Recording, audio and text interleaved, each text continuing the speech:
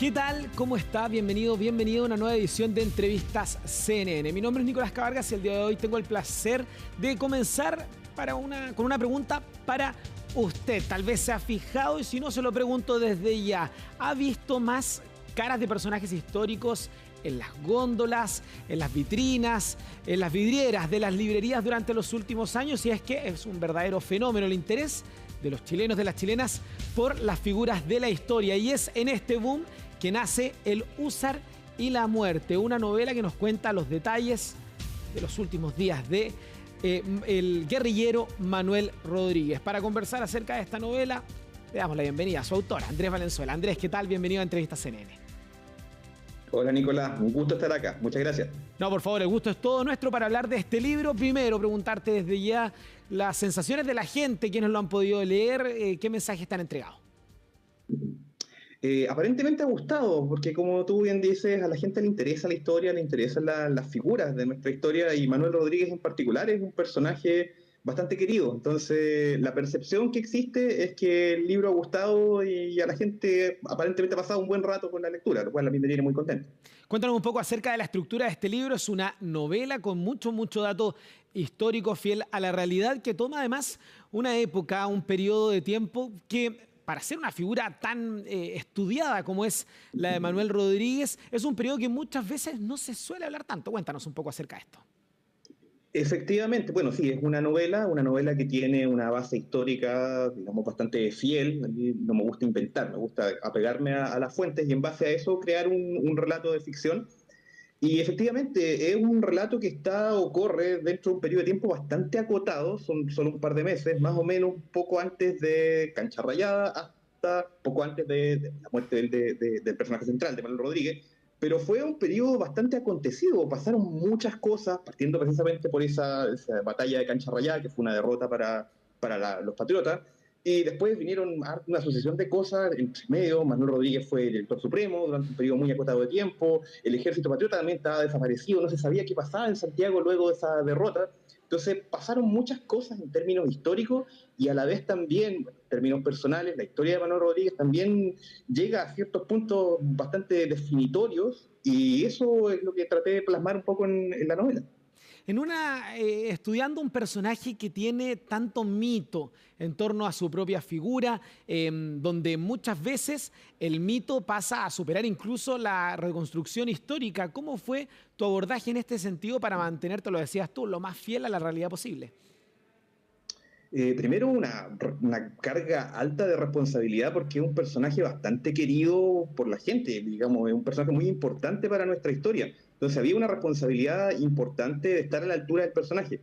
Ahora, como tú bien dices, efectivamente hay harto de mito respecto a la figura de Manuel Rodríguez, y a mí lo que me parecía era necesario, era un ejercicio de justicia, porque habiendo analizado las fuentes, me parece que Manuel Rodríguez es una persona bastante sencilla de personalidad, no le habría gustado ningún tipo de idolatría, y me parecía justo para el personaje que fuese plasmado en esta historia de ficción como lo que realmente es, como un ser humano, con luces y sombras, con anhelos, con deseos. El Manuel Rodríguez, abogado también, que es pasado por alto y que tiene una parte importante dentro del relato. Entonces, evidentemente está el mito, pero también, digamos, a mí me parecía importante hacernos cargo de la persona real detrás, y eso es lo que también se trató de plasmar en las páginas del libro.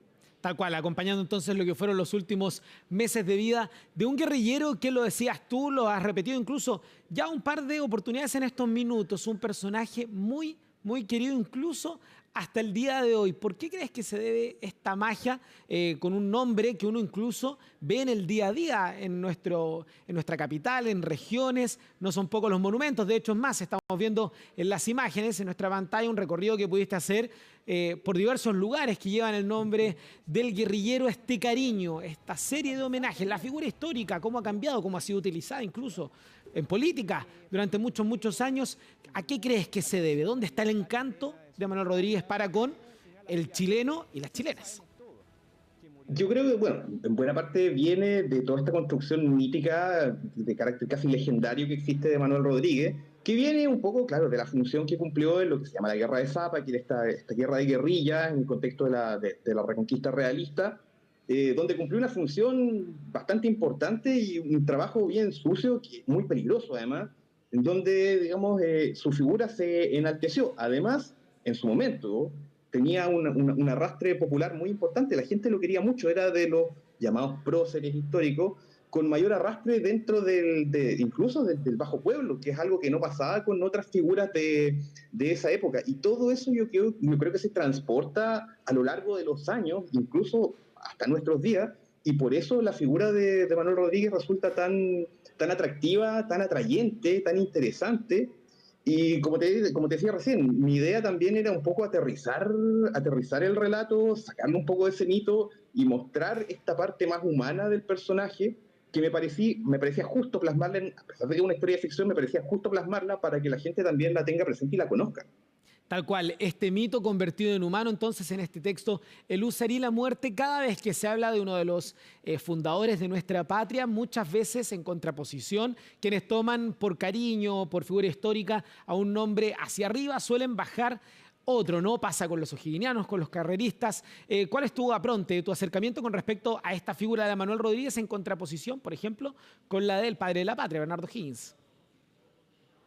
Bueno, hay que ponerlo en contexto histórico de lo que pasaba en ese momento. Digamos, estaban por un lado los hermanos Carrera y los partidarios de los hermanos Carrera, por el otro lado estaban los Bernardo Higgins, los higginistas, la logia Lautaro entre medio. Entonces era un periodo de bastante convulsión, incluso dentro del mismo bando patriota. Entonces había enemistades propias de las relaciones humanas incluso en el mismo bando patriota. Y eso, digamos, también pasó a llevar o afectó la figura de Manuel Rodríguez, que estaba muy comprometida con José Miguel Carrera y, digamos, con los hermanos Carrera.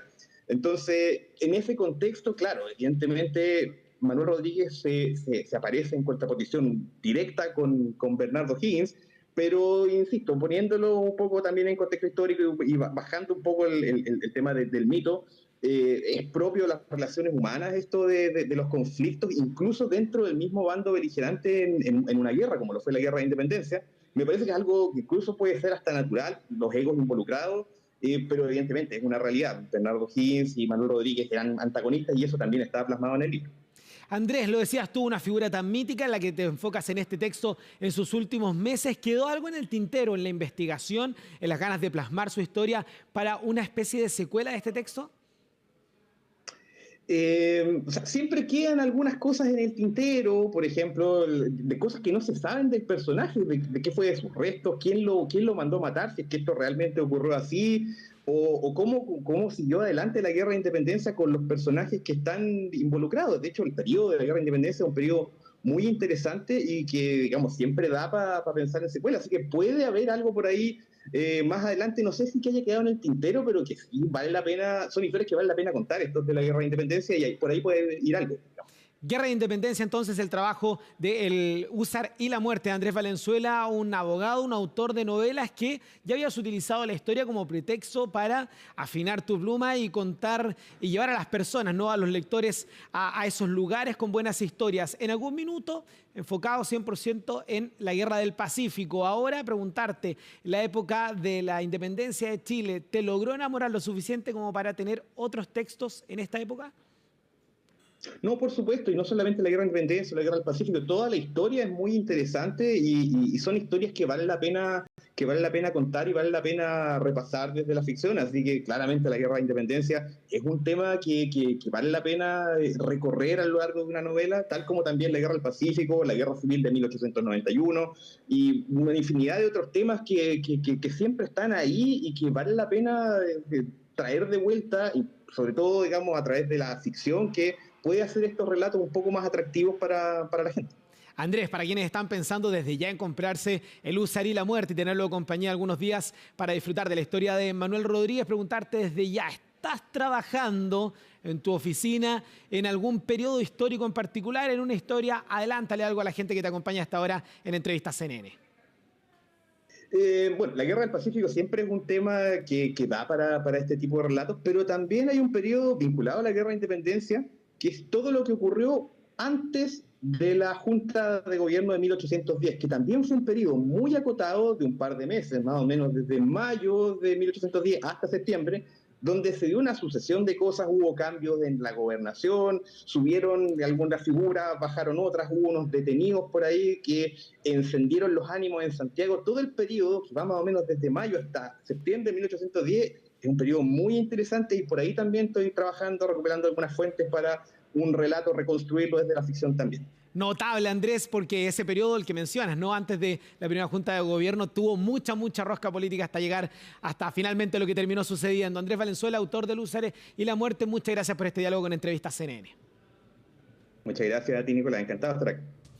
Una novela para conocer al hombre detrás del mito, Lúzares y la muerte, la invitación de esta jornada de Entrevistas CNN. Que esté muy bien. Nos reencontramos en otra ocasión. Chao, chao.